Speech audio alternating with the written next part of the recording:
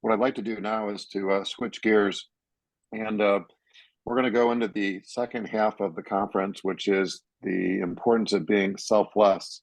So if the beginning part of the conference was, the importance of being selfish, taking care of yourself, finding time for respite, etc.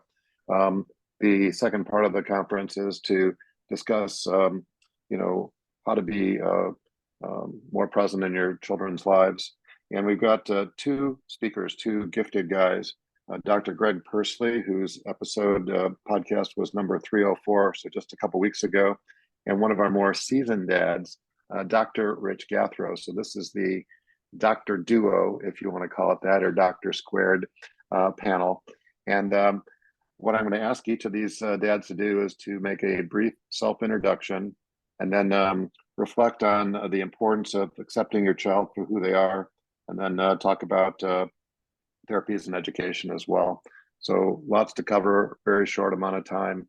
And I just want to say thank you, Dr. Greg. Thank you, Dr. Rich, for being with us. And out of respect, we're going to let Dr. Rich, the more seasoned dad, Greg, go first. So Rich, the Zoom stage is yours. Actually, Greg and I talked, and we agreed to let him go first because he's smarter than me. It's up to you guys. You're on your own. Is that okay? Sorry. Well, yeah, I mean, I'm totally fine. Whatever you guys want. I'm here to serve and, and help as much as I can, or give as much as I can. Go for it, Greg. All right. All right. Hey, I'm Dr. Greg Persley. I am a chiropractor by trade.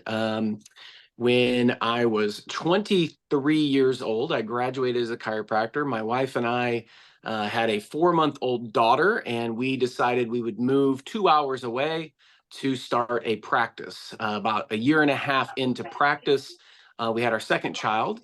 Isaac and he was born with dwarfism.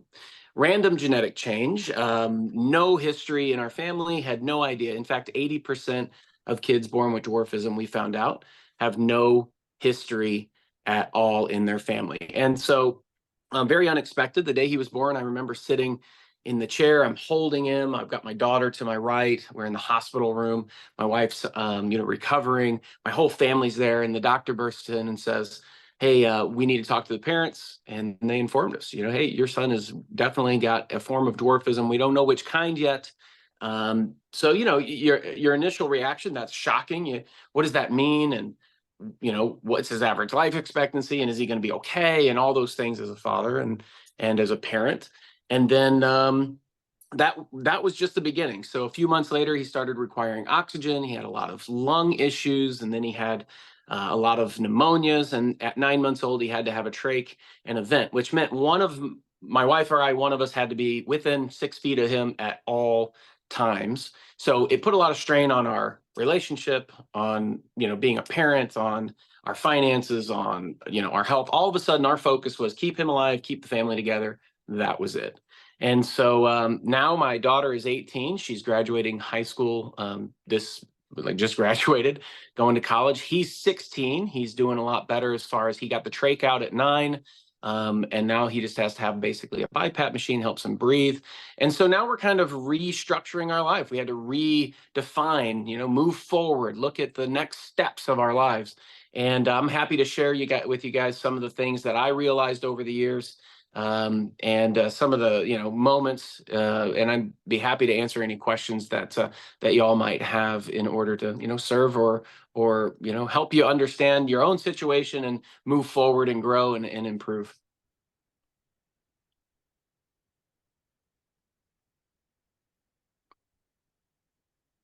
I'm Rich Gathro, and my doctorate in about $4 will get you ice caramel macchiato at Starbucks. Okay.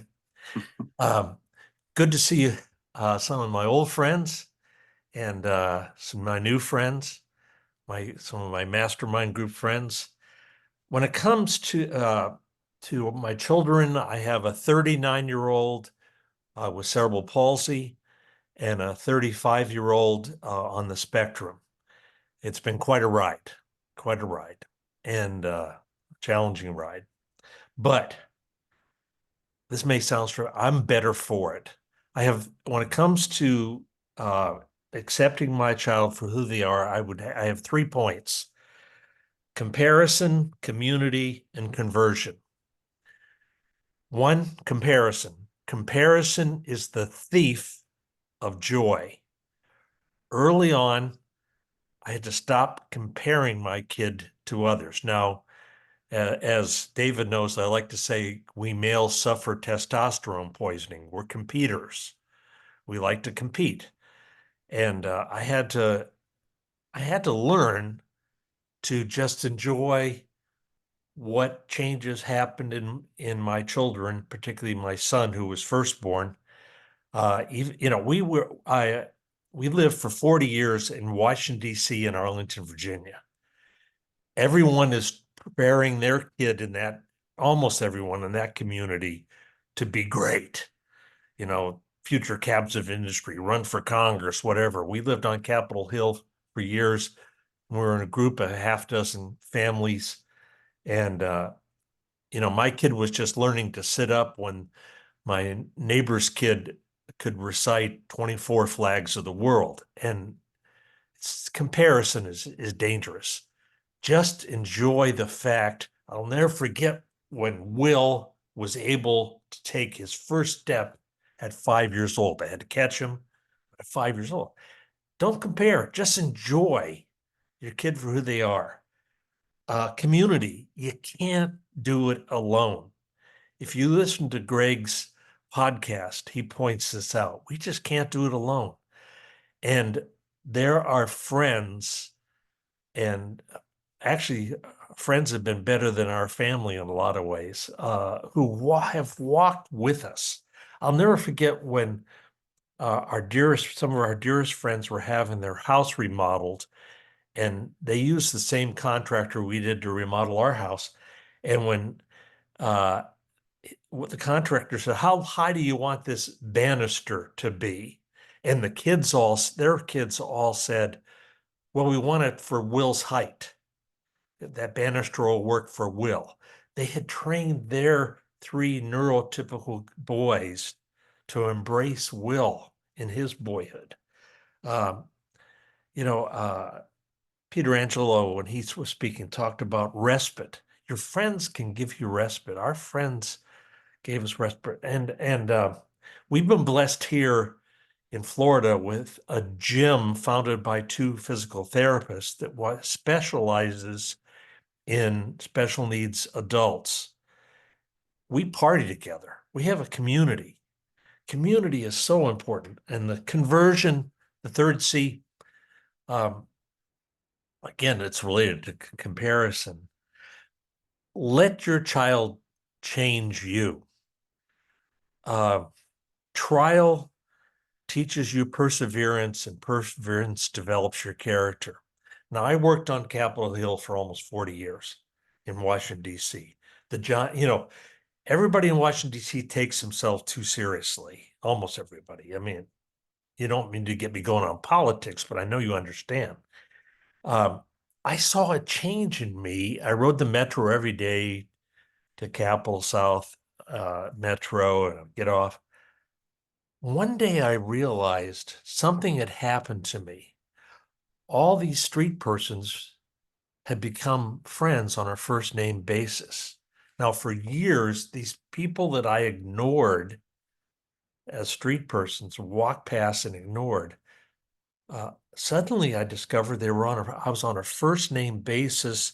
They'd stop by my office, scare my staff half to death, to see me and visit.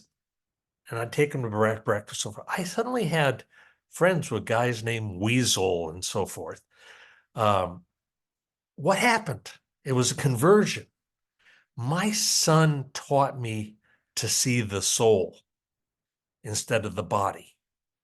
So again, don't let comparison be a thief of your joy. Discover community. We need each other, and allow your child to change you. I am blessed because I learned to accept my child and my children for who they are. Well, I'm going to add to that, Doc. That was awesome. I love the 3 C's. One of the things that I talk about a lot, like you mentioned, is a support group. So the first thing that happened when our son was born, we felt alone. We felt isolated. We felt like we were dealing with this all alone. And we were able to find a support group relatively quick in something called Little People of America, LPA, something we had never heard of before that day. And so we found a support group within the first few weeks, and we found out they had a national conference. And we made it our mission to make sure he was there, because really, dwarfism is such a random genetic change that 1 in 50,000 births have a form of dwarfism. There's over 200 different types. The most common is called achondroplasia, which is what he has. And in our area, there's only about 100,000 people, and there's about 20,000 births a year. So that means every 2.5 years-ish, there's somebody that potentially would be born with dwarfism. So he has no one in his area like him. And so we take that into consideration when we talk about community, like Dr. Gathro talked about. So support groups, find an association, find a local one or a national one, or groups like this, because as a man, you especially feel alone sometimes. I remember multiple times where, I'm putting on that front. I've got to support the family. I got to take care of the family. I've got to be the strong one. And what happens is if you don't have a release somewhere, if you don't have someone to talk to and just get your emotions at least on paper or out in front of somebody else to discuss, it bottles up and then you explode. And there were times where my explosion came out in grief, fear, worry, not necessarily rage. But my wife has said many times, it's nice to, don't take this the wrong way, but it's nice to see this happen because it makes me feel like you're human and I'm not the only one going through this. That's what she would say. So that was absolutely, but I had 3 points as well. And I wanted to kind of give you guys an overview first of where I'm at, and so you can kind of get an idea. I love that you said, Dr. Gathro, don't compare. Comparison isn't the only thing you should compare. Is, are you getting better than yesterday? That's the only thing you should compare, not to anybody else.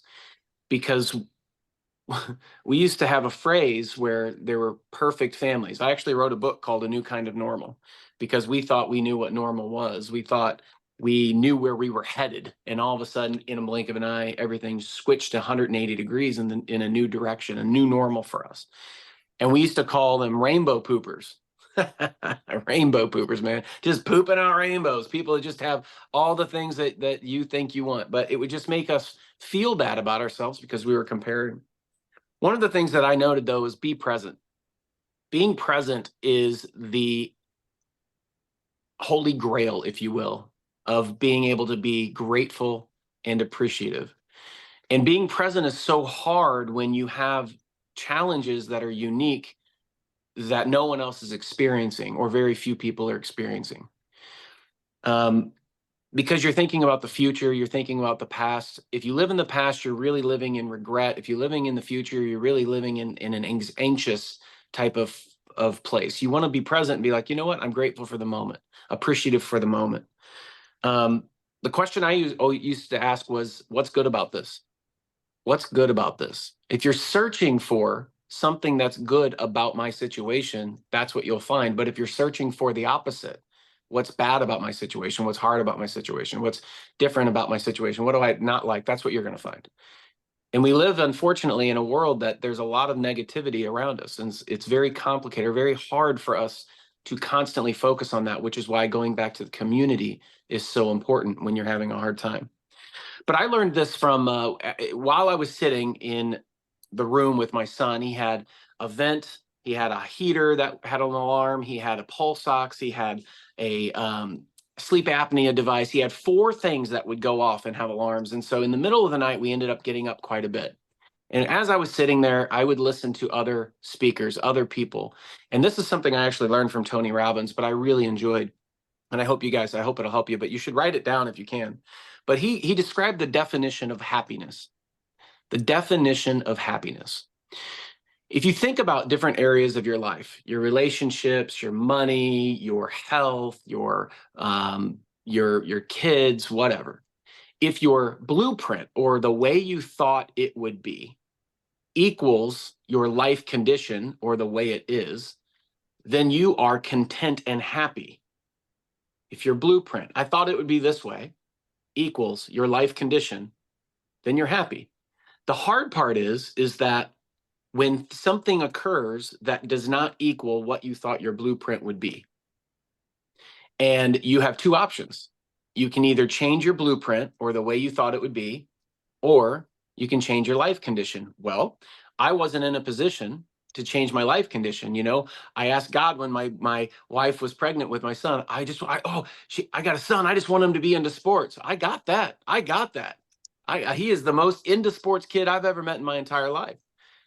But my condition of what I thought, oh, we're going to play games, we're going to throw the ball, we're going to whatever, I'm going to teach him everything about all the sports that I loved growing up.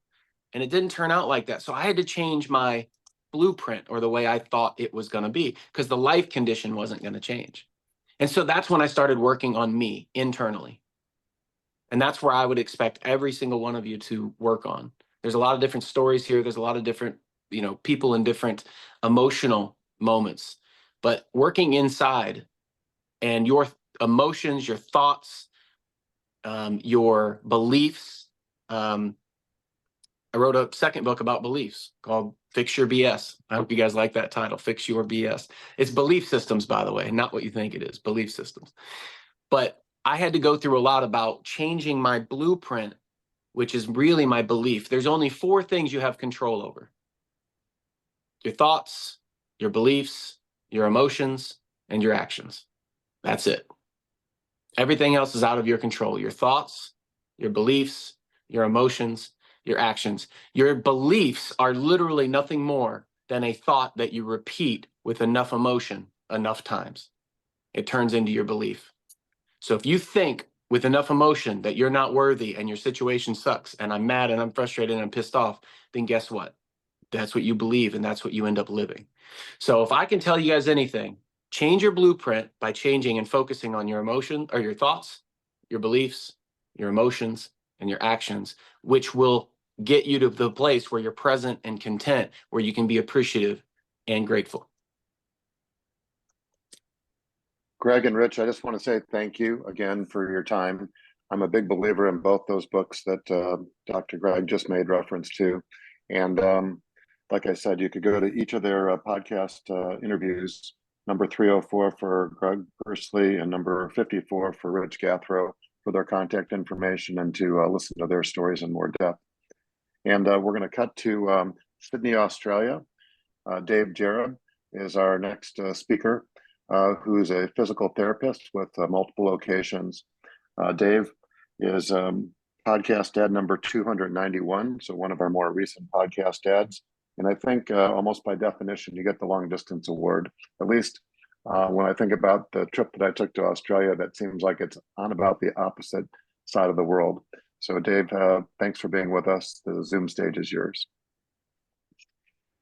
So yeah, great to be here. Thanks, David. And I'm gonna think it was just that I was nearly asleep at 10 to 2 in the morning that I thought you said the mortal sin of physical therapist instead of occupational therapist. But I'm going to say I'm an occupational therapist, and so I have a wonderful wife who's from Wisconsin and lived in Chicago. So it was great to connect with David around the Illinois connection. I have 2 kids that I love very much, and we don't talk a lot about them in public, so I'm going to keep that just to that. 2 young boys who are great guys.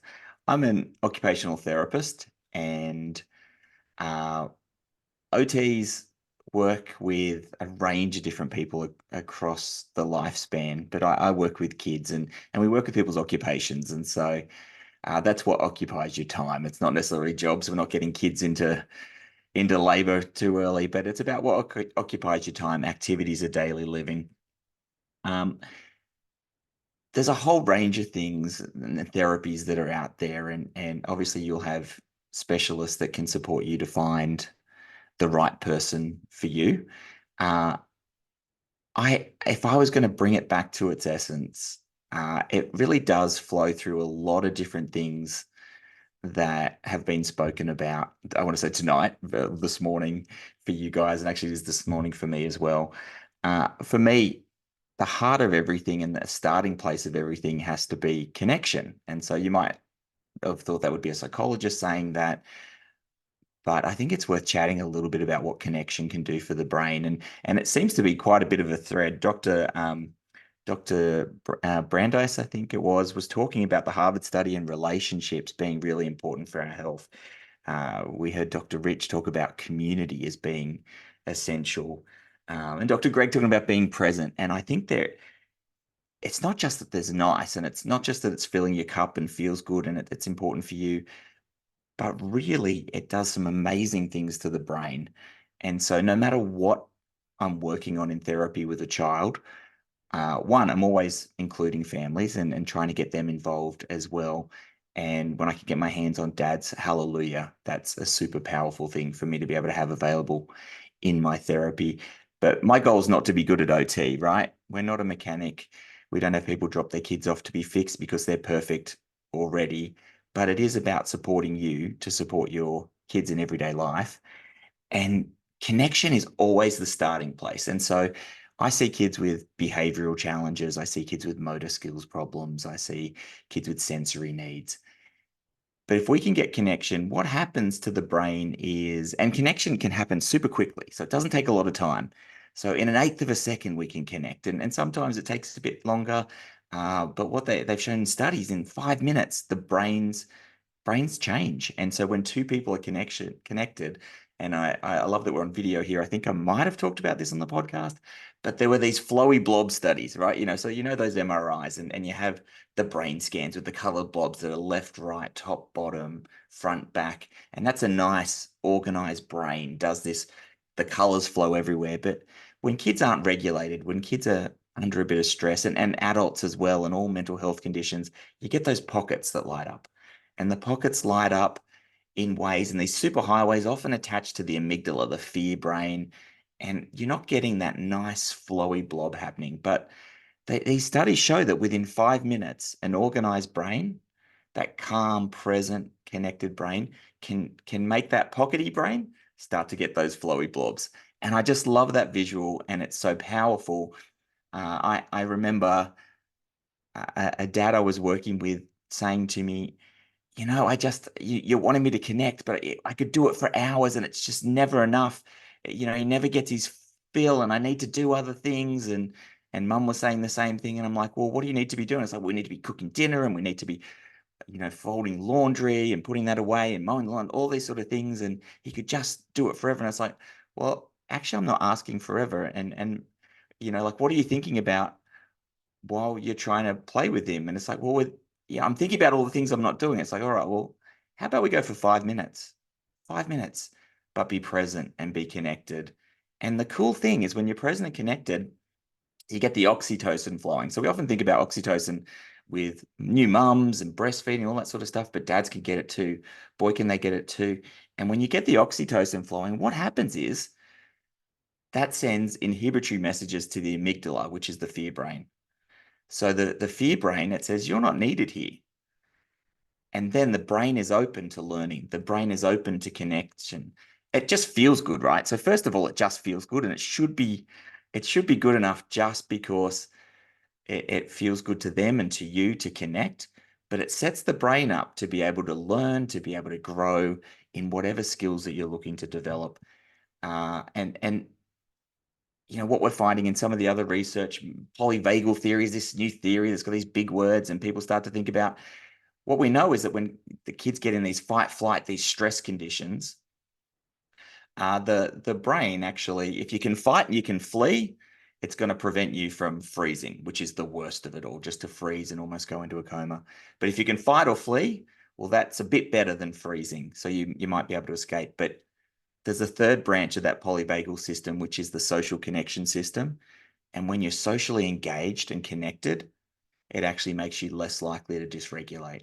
And so this is important for us, not dysregulating when we're talking to our wives and to our kids and to our colleagues, just being aware if we can connect, that can make us more grounded. But it's also important for our kids as well to be able to be calm, connected, and be able to be ready for learning. I guess the thing that more recently I've stepped into a bit more awareness in the world is around behavior. I wrote a book called Challenging the Story, a surprisingly simple approach to supporting children with challenging behaviors. And again, connection is the key when behaviors come up. But I guess if there was one more step, it would be making sure we move from the what to the why of that behavior. So if we're looking for that one thing, we often can get caught up in trying to stop the behavior or discipline a behavior or work at the thing that's happening. But if we can move from the what to the why, then we can get on the front end and be able to support that child to not need that behavior that they're exhibiting that's getting in the way of them having a happy and successful life. Is there, I'm happy to, I'm not sure where I'm at for time, David, but I don't want to give too much because I actually think that no matter what you're working on, no matter what time you're spending, if you start with connection and when things go wrong, you think, all right, this is the what. Let's see if we can figure out the why. You'll be well versed to move towards that happiness and be able to find solutions that work for everyone. Yeah, I think that's my 2 cents worth at 2 o'clock in the morning. Well, Dave, I just want to thank you for making the extra effort, given the huge time difference between what most of us are experiencing in the Western Hemisphere here. And it's great to have somebody from down under participate in the program. And the title of your book again is? Challenging the Story, a surprisingly simple approach to supporting children with challenging behaviors. So it looks like this. And I've written it as a story. So it's just like an hour read. It's an easy read as a story, and you just learn the lessons through it. So it's also on Audible now, David, if I can share that too, which is exciting as well. But I just power to you guys. You do great work, and I'm really excited to have been able to be a part of it and add a war story to my my list for the week. I've got to get to bed now and get up and cook breakfast with the kids because it's Mother's Day here tomorrow. Is it Mother's Day there as well? It will be Mother's Day tomorrow. That's correct. Yeah. Father's Anyway, Day is different for each of us, but Mother's Day is the same. Yeah. Well, anyway, I'm so glad that you could be with us. Again, for more information on Dave Jarab, you can go to episode number 291. All of his contact information, the information on his book, and more is included in the show notes. Dave, thanks again, and happy Mother's Day to the mothers down under. Okay. Same to you and yours. Well, thank you. So we're going to move to our last formal session, which is on life skills and employment. We have 2 very seasoned dads, Mark Cronin from Long Island, New York, and then Keith Harris from Albuquerque, New Mexico. So I'd like each of you to make a brief self-introduction and then talk from your own perspectives about life skills and the importance of employment for our adult children with disability. Okay, I'll go first. When you say seasoned, I assume that's a nice way of saying he's old. I heard that too. Yeah. I heard that too. Yep. Yes. I can relate. Grateful for the opportunity to participate and have been doing this for a number of years now with David. So yeah, we have 3 sons. Our youngest son, John, has Down syndrome. When John was leaving school, what in the US is frequently called the 21-year-old cliff, because you can stay in the public school system until you either graduate or turn 21, and then they very nicely say, get out. You have to figure out what you're going to do. John, and with our support, was looking at, trying to figure out what he does after school. So he was looking at schools and different programs and mainly looking for a job. And he couldn't find anything he liked. And that is an unfortunate reality. Only 1 in 5 people with a disability in the US are employed. And it's a similar situation in other countries. It's an awful situation. But John turns out to be a natural entrepreneur. He didn't see a job he wanted. He turned to me and said, Dad, I'm going to make a job. I want to start a business and I want to go into business with you. And we could give you the full story. But John ultimately suggested that we sell socks. So we tested the idea. It tested well. And that was 7.5 years ago. Today we have John's Crazy Socks. John is the face of the business and maybe the hardest working man in sockdom. And we've grown it into the world's largest sock store. More than half our colleagues have a differing ability. So we've been able to create 34 jobs, and 22 of those are held by people with differing abilities. And we do a lot of advocacy work, always trying to show that hiring people with differing abilities is not altruism, it's good business. So that's a snapshot of my background. Now I'm going to turn it over to Keith, who did some amazing things with his son, Tim, and then come back and we'll talk about employment and entrepreneurship briefly. Keith. Yeah, thank you. Thank you, Mark. Again, I'm Keith Harris from Albuquerque, New Mexico, father of 4 adult sons. Our second son, Tim, was born with Down syndrome. And very similar to your story, Mark, in that as Tim was leaving high school, he started with attending one of our state universities in New Mexico. Back in those days, had a program for young adults with intellectual disabilities. And so Tim, immediately after high school, spent 4 years living away from us in a university setting. Very, very safe, very protected, very, very curated. But that sort of started him on a journey of what I would call independence, that he lived away from us for 4 years and began to make his own friends, have his own ideas about what the future might hold for him. Toward the end of his experience in college, he began to tell us and everyone who would listen that he really wanted to own a restaurant. And the first time I heard him say that, it was so stunning to me that I couldn't even get my mind around that. And my friends later asked me, if I had a lot of restaurant experience, and I said yes as a customer, but no direct business experience in the restaurant field. But those discussions led to our family and a large group of very committed friends helping him open his own full-service restaurant. So in 2010, we had the good fortune of opening a restaurant called Tim's Place here in Albuquerque. And that adventure lasted for about 5 years. Tim was, as you said, Mark, sort of the face of the business. He greeted everyone at the door, worked the dining room tirelessly to make sure everybody was happy and had everything they needed.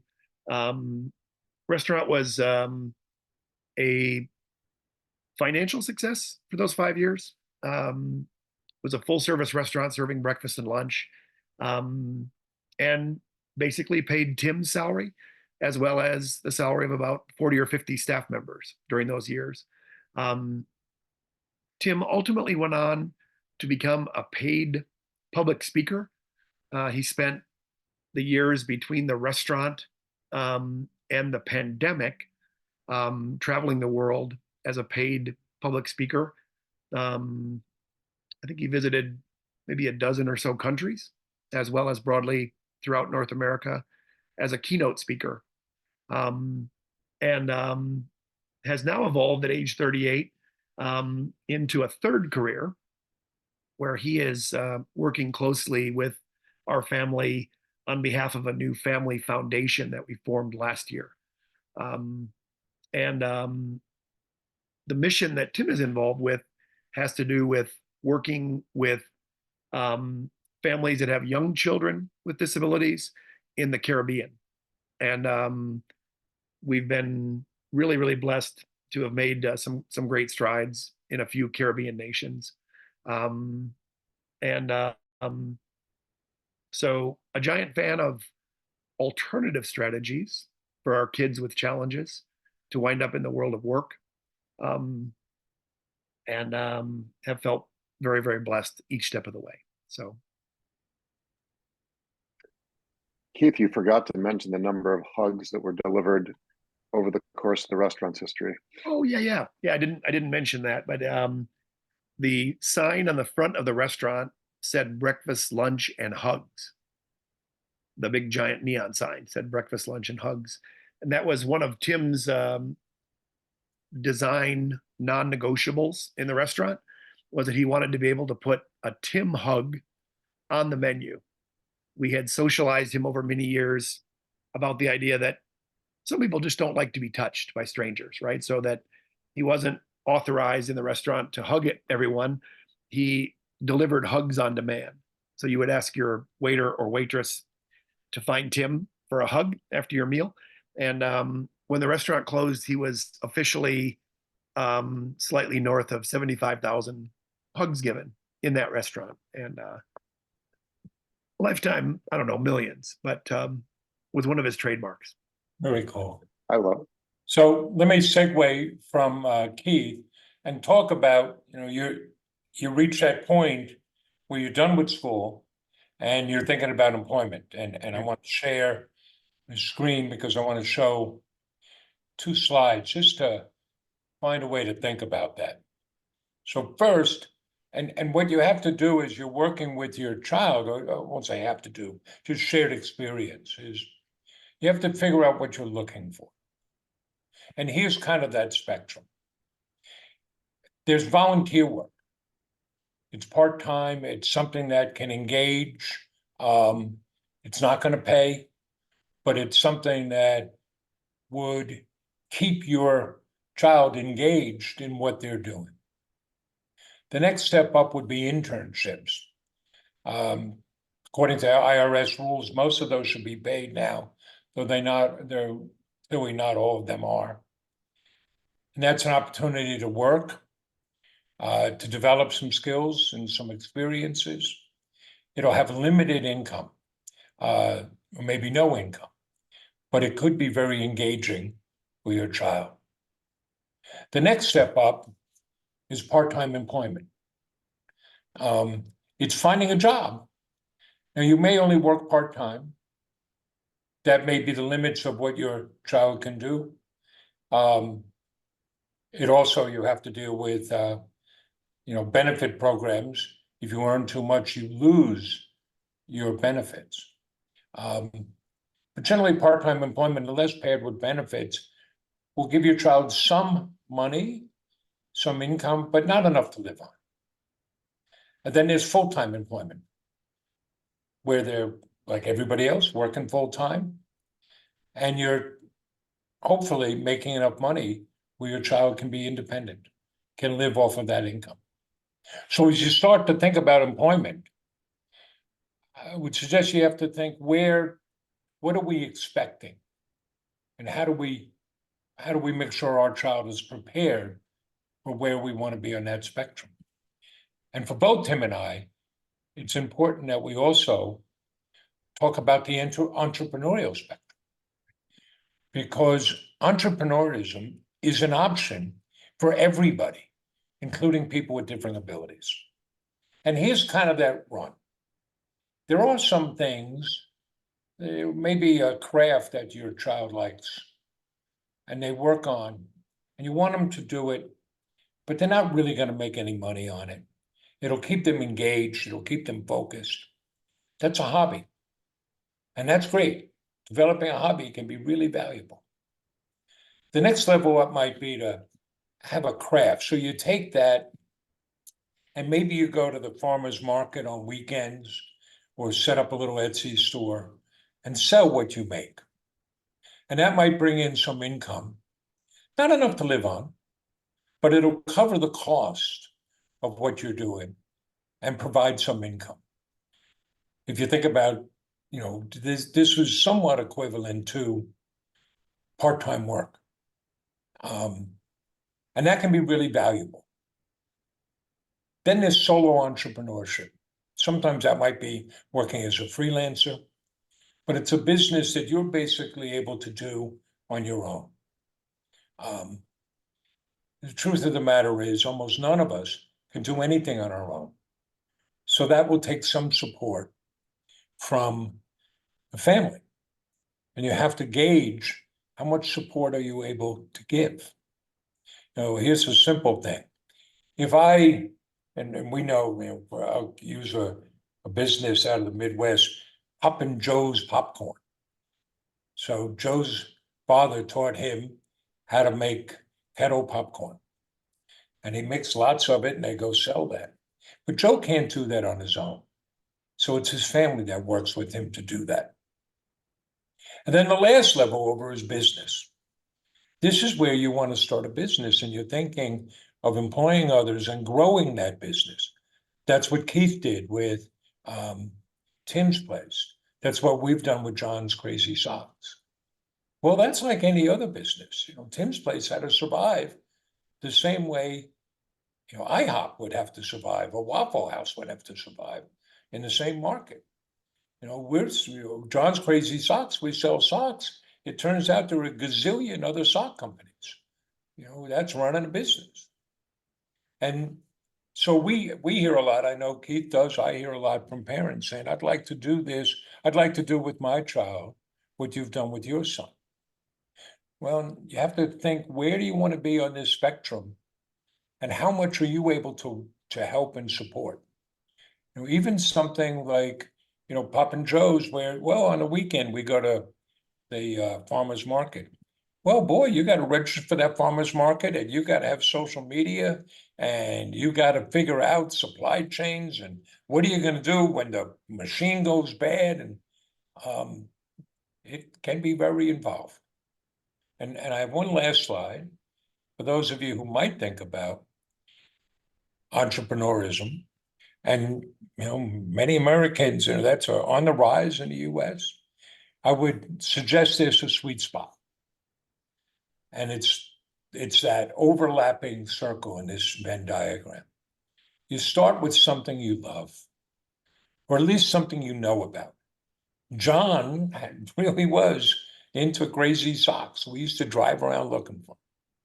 So it's got to be something you care enough about. Then you got to find something that people are willing to pay for. And be very careful. Your friends and family won't help. And what I mean by that is they're going to be very supportive. They're going to tell you, oh, this is a great idea. That doesn't mean people will take money out of their pocket and pay for it. I think of the school art show. I'm the dad of 3 sons. And growing up, they would all have things in the school art show, and I would dutifully go every year and run up to whatever painting they made and say, look how great this is. I can't wait to hang this on the wall at home, put it on the refrigerator, hang it in my office. But if you said to me, well, what about the painting next to it? Will you buy that? Well, it's not my kids, so I'm not buying that. You got to have some people willing to pay for it. And then the last thing is got to be able to replicate it. You got to be able to show up every day and make that breakfast and make that lunch like they did at Tim's place. And that if you can find that, that's the overlap. That's the sweet spot. But a big key there is you got to find something, a service or a product that people are willing to pay for. So I know we only had a short bit of time, but I wanted to kind of make sure we offered that overview of, as you think about, yeah, I'd love to work with my daughter, with my son.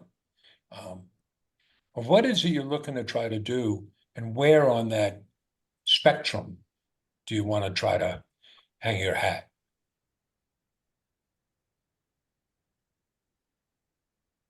Mark, I want to thank you and Keith for making wonderful presentations. I'll remind you that both Mark and Keith are podcast dads. Mark's was one of the early on episodes, number 17. And Keith's was one of the more recent episodes. We broke it into 2 since there was so much to talk about, 297 and 298. All their contact information and their full stories, well, not full stories, but a good overview of their stories is included in those podcast interviews. And I just want to say thank you to both the gentlemen for making some wonderful presentations.